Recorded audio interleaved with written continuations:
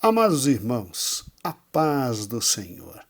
Que alegria, não? Que alegria extraordinária estarmos juntos na presença de nosso Senhor e Salvador Jesus Cristo. Como é bom!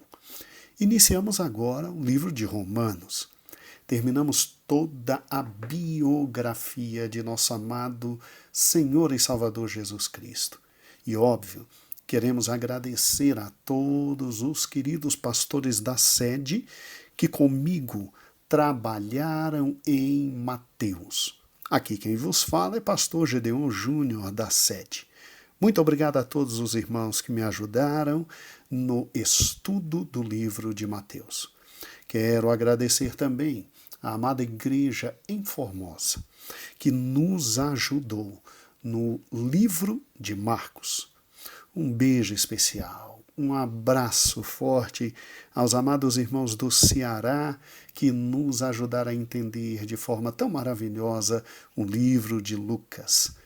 Ósculos santos também aos amados irmãos do Piauí que nos abençoaram com a leitura diária, profunda, maravilhosa, extraordinária do livro de João. E aí nós conseguimos, nesse tempo tão gostoso de união da igreja, estudar toda a biografia de Cristo. Como foi maravilhoso! Não menor alegria nos proporcionou os amados irmãos da igreja de Planaltina de Goiás e da igreja do Pedregal. Que pastores maravilhosos, que estudos extraordinários. Em Atos, encontramos o início da história da igreja. Em Atos, encontramos a vida e a história dos amados apóstolos, principalmente. Duas grandes colunas, o apóstolo Pedro e o apóstolo Paulo. E agora, depois de tanta bênção no livro de Atos, Deus vos abençoe, amados irmãos de Planaltina do Goiás. Deus vos abençoe, amados irmãos do Pedregal. Nós vamos agora entrar em cada uma das cartas. Não em ordem cronológica, porque, obviamente, se fosse em ordem da data precisa em que foram escritas, não estaríamos estudando Romanos. Mas como temos por método estudar livro a livro, na ordem bíblica escolhida pela igreja, então, obviamente, agora nos cabe entrar e conhecer a mais rica de todas as cartas. Estou falando de Romanos. Você já leu o capítulo 1, não é? Já decorou? Já sabe Romanos todo de cabeça? Pois é. Você sabia que o grande homem de Deus, Martinho Lutero, sim, o grande Lutero, uma vez nos deixou em seus escritos o seguinte apontamento a respeito da Epístola de Romanos. Escute, esta epístola é a parte principal do Novo Testamento e o mais puro evangelho. Interessante, hein? O mais puro evangelho. Continuando. Que certamente merece a honra de um cristão, não apenas conhecê-la de memória, palavra por palavra, mas também dedicar-se a ela diariamente, como alimento para a sua alma, pois ela nunca será exaustivamente lida ou entendida. E quanto mais é estudada, mais agradável se torna e melhor parece. Oh, amados irmãos, que coisa fantástica Lutero nos deixou aqui. Sim, Romanos é extraordinariamente uma das cartas maiores que temos. Eu, pessoalmente, por acreditar que a carta aos Hebreus foi escrita também pelo apóstolo Paulo, alguns que não acreditam, não tem problema. Eu fico, então, em grande dúvidas qual das duas é a maior, se Romanos ou se Hebreus. Mas, sem sombra de dúvida, Romanos é formidável e extraordinária. E veja como esta carta começa. No capítulo 1, versículo 1, nós vemos Paulo, servo de Jesus Cristo, chamado para ser apóstolo, separado para o Evangelho de Deus. Louvado seja o nome do Senhor Jesus. Sim, aquele que era perseguidor da igreja, vimos em ato de forma maravilhosa com os amados irmãos da Igreja de Planaltina de Goiás. Muito obrigado, pastor Fernando. Muito obrigado a você e a toda a equipe. Que estudos maravilhosos. Vimos como o Senhor o confrontou, como o Senhor o chamou, como o Senhor o colocou por terra e como o Senhor levantou de um dos maiores perseguidores da igreja, um dos homens mais extraordinários do Evangelho de Deus. E depois, com nossos amados irmãos do Pedregal, pastor Cristiano, que bênção, sua esposa, que mulher maravilhosa na presença de Deus, não? Maravilhosa. Irmãos, nós vimos o quanto esse homem viajou, lutou, bravamente desbravou toda a Europa e a Ásia, levando o Evangelho de nosso Senhor e Salvador Jesus Cristo. E é exatamente após a sua terceira viagem, quando Cristiano e sua amada esposa nos trouxeram o conhecimento maravilhoso ali de Atos 20, ali no final da sua querida e última viagem, Paulo, então, indo para Jerusalém, se prepara estrategicamente e deseja alcançar a parte mais longínqua da Europa, onde ele ainda não tinha alcançado, que era exatamente a Espanha. Exatamente a Espanha. E qual era o pensamento do apóstolo Paulo? Bem, o pensamento era passar em Roma e finalmente conhecer os amados irmãos, de quem ele ouvia falar de forma tão grande sobre o evangelho que neles estavam, não é? E isso fica muito claro, mas muito claro, quando ele exalta os irmãos na igreja de Roma. Né? Ele, em Romanos 1, versículo 8, ele diz assim: primeiramente dou graças a meu Deus, mediante Jesus Cristo, no tocante a todos vós, porque em todo mundo é proclamada a vossa fé.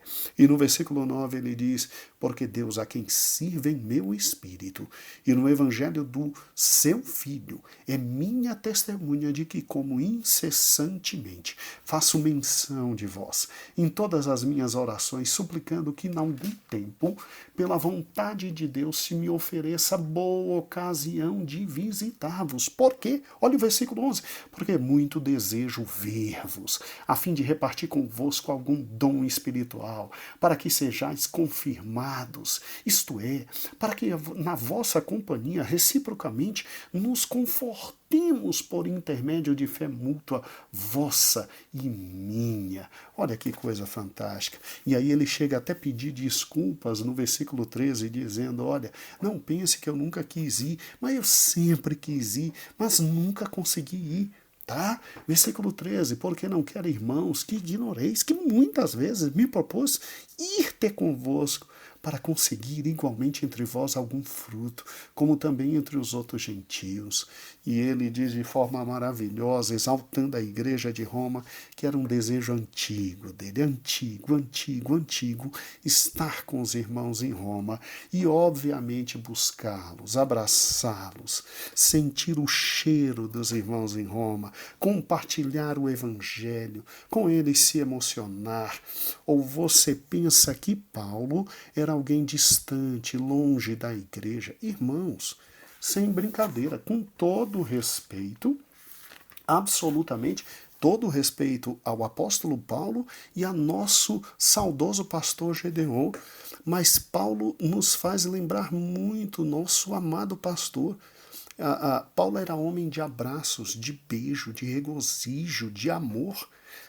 Você se lembra em Atos capítulo 20, quando ele sai de Éfeso e ele diz, olha irmãos, com certeza eu nunca mais poderei voltar a ver vocês. Ele dá instruções fantásticas aos obreiros ali em Éfeso. Você se lembra como foi a despedida desse homem? Está lá em Atos 20, versículo 36. Pastor Cristiano nos trouxe essa mensagem. Olha que lindo. Tendo dito essas coisas, ajoelhando-se, orou com todos eles. Olha agora. Então houve grande pranto entre todos, e abraçaram-se afetuosamente a Paulo, e o beijaram, e entristecidos, especialmente pela palavra que ele dissera, que não mais veriam seu rosto, o acompanharam até o navio. Irmãos, como devia ser doce a presença do apóstolo Paulo, como ele deveria ter sido um homem de grandeza e profundidade espiritual, de amor inefável, de beijos afetuosos, de companheirismo inigualável. Como Paulo me lembra agora nosso querido e amado pastor Gedeon. Que coisa fantástica! Ah, meus amados irmãos, quão doce e amoroso era o apóstolo Paulo. Que homem de Deus! E é este homem que quer ir para a igreja em Roma, quer compartilhar com os irmãos algum dom, quer junto com eles se alegrar, quer junto com eles felicitá-los. Agora, é óbvio que os olhos dele não estavam só em Roma. Roma seria o caminho para ele atingir o evangelho numa localidade mais distante. Vá, por gentileza, comigo para Romanos capítulo 15. Sim, eu sei, você não leu ainda Romanos 15. Mas em Romanos 15 nós temos exatamente o plano de Paulo. Paulo desejava estar com os irmãos, segundo Romanos capítulo 1, para ficar ali um tempo, compartilhar com eles algum dom, se alegrar com eles, se felicitar com eles e crescer com eles, porque se ouvia muito da fé daqueles irmãos. Era uma igreja extraordinária, não é? Mas o grande plano dele está realmente em Romanos 15, 22. Abra comigo. Pode parar um pouquinho, não tem problema, abra comigo. Diz em Romanos 15, 22 assim: esta foi a razão porque também muitas vezes me senti impelido de visitar-vos. Mas agora, não tendo já campo de atividade nessas regiões e desejando há muito visitar-vos, penso em fazê-lo quando em viagem para a Espanha, pois espero que de passagem estarei convosco e para lá seja por vós encaminhados, depois de haver primeiro desfrutado um pouco da vossa companhia. E aí ele diz, mas agora estou de partida para Jerusalém a serviço dos santos. Então veja, ele literalmente, segundo alguns grandes autores, ele está saindo de Corinto, tá? Da cidade de Corinto, tanto é que ele se aproveita da querida e maravilhosa irmã em Cristo para enviar ali de Corinto a carta para os amados irmãos em Romanos. A irmã de quem eu falo é a amada diaconisa, irmã Febe, né, que servia na igreja em Cencreia, e Cencreia ficava a pouquíssimos quilômetros ali de Corinto. É por isso que muitos dos grandes exegetas da palavra de Deus, me perdoem, dizem que esta carta talvez tenha sido escrito em Corinto, ok? Pelo amado irmão Paulo, que se aproveita de uma grande importância diaconisa que ele tinha E cartas eram enviadas através de homens ou mulheres de muita confiança. E ele pega a Febe e ele envia essa carta por intermédio a Febe, dizendo aos irmãos, ó, tô indo a Jerusalém, e indo a Jerusalém fico lá um pouquinho, chego aí em Roma, e de Roma vou para a Espanha, porque a parte central da Ásia todinha eu já evangelizei. Então não tem mais onde eu evangelizar. Não tem mais onde eu evangelizar, porque segundo ele, Romanos 15, versículo 19, Jesus usou com sinais, prodígios e maravilhas no poder do Espírito Santo, e ele foi desde Jerusalém até as circunvizinhanças do Ilírico, ou seja, ele pegou toda a Europa setentrional, toda a Europa central, toda a Ásia Menor, e ele conseguiu. E aí ele olha para essa parte do mapa mundi, vê que não tinha mais nada ali para evangelizar, e ele olha com o coração voltado para os espanhóis e disse, vou ficar com vocês um pouquinho aí em Roma e vocês, por gentileza, me financiem. Sim, é isso que ele quis e ele pediu. Vocês, por gentileza, me financiem para que eu possa chegar lá do outro lado e pregar o evangelho na Espanha. Irmãos, que homem espetacular, que homem fantástico.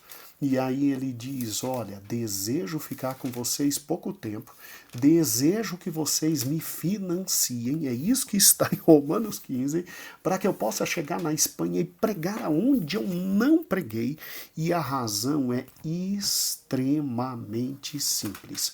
Por uma razão simples, o Evangelho está no meu coração, o Evangelho está na minha alma, o Evangelho está no meu ser.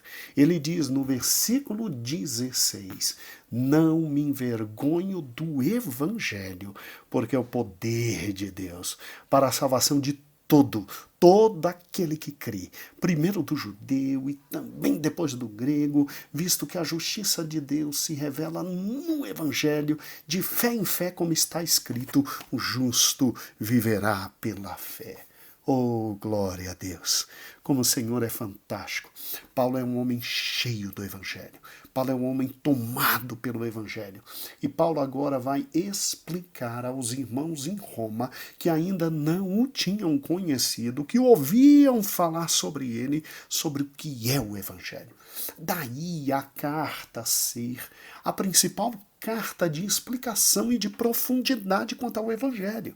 Porque se você pegar agora Corinto, se você pegar Éfeso, se você pegar Gálatas, se você pegar Filipenses, Colossenses, você terá cartas fantásticas e maravilhosas que foram escritas, mas para resolverem problemas locais de igrejas em momentos históricos específicos. Romanos não. Romanos é uma carta em que Paulo explica aos irmãos em Roma o que é o Evangelho, a necessidade do Evangelho, a grandeza do Evangelho, as consequências do Evangelho, o poder que vem no Evangelho para alcançar vidas e almas. Então, amados irmãos, quer aprender o que é o Evangelho? Vem conosco no livro de Romanos. Quer entender o que é o Evangelho? Vem conosco no livro de Romanos. Quer viver o Evangelho na sua pureza e integralidade? Vamos juntos, todo este momento e nesse mês e no próximo a Romanos. E o Senhor vai nos abençoar. O Senhor vai nos abençoar. Convide amigos para ouvir. Convide companheiros para ouvir. Divulgue estes áudios a todos. Vamos pregar o Evangelho. Sabe por quê? Porque o Evangelho é o poder de Deus, é o poder de Deus, é o poder de Deus. Escute, eu não me lembro aonde eu li, mas eu garanto para você que eu li o que vou falar agora. A imagem é fantástica. O irmão que escreveu, ele dizia o seguinte sobre o Evangelho. O Evangelho é um leão forte, frondoso e extraordinário, preparado para sair e vencer. Nós, os pregadores do Evangelho, só fazemos uma única coisa: só abrimos a jaula Oh, glória a Deus! Nós só abrimos a jaula, o resto o leão faz. Então presta atenção, abra sua jaula. Somente abra a jaula, somente distribua o que você vai receber, que são esses áudios. Abra só a jaula e deixe que o Evangelho é o poder de Deus para a transformação das vidas, para a salvação de todo aquele que crer. E não se preocupe, quem traz o crer, quem muda a vida, quem muda a alma é o Espírito Santo de Deus. Só divulgue e se prepare. E abra o teu coração, abra a tua alma. Cada um dos nossos encontros, o Evangelho virá-te e te sorverá, te abençoará, entrará no teu coração e o resto quem fará é o doce e precioso Espírito de Deus. Amados irmãos, então, esse primeiro áudio foi para a apresentação da carta, a grande finalidade da carta, o que estava no coração do apóstolo Paulo. Ele desejava, sim, passar por Roma, depois de entregar uma oferta especial ali em Jerusalém. Passaria por Roma e de Roma ele iria direto à Espanha pregar o Evangelho. E aí ele escreve uma carta dizendo aos irmãos de Roma o Evangelho que ele pregava. E essa carta se tornou simplesmente a epístola mais fundamental do Novo Testamento e, como Martinho Lutero disse, o mais puro evangelho. Que tal decorar Romanos? Palavra por palavra. Palavra por palavra. Vamos nos dedicar a Romanos diariamente e vamos ver o que o glorioso evangelho de Deus fará por nós. Deus abençoe a todos. O Senhor com todos estejam. A paz do Senhor a todos.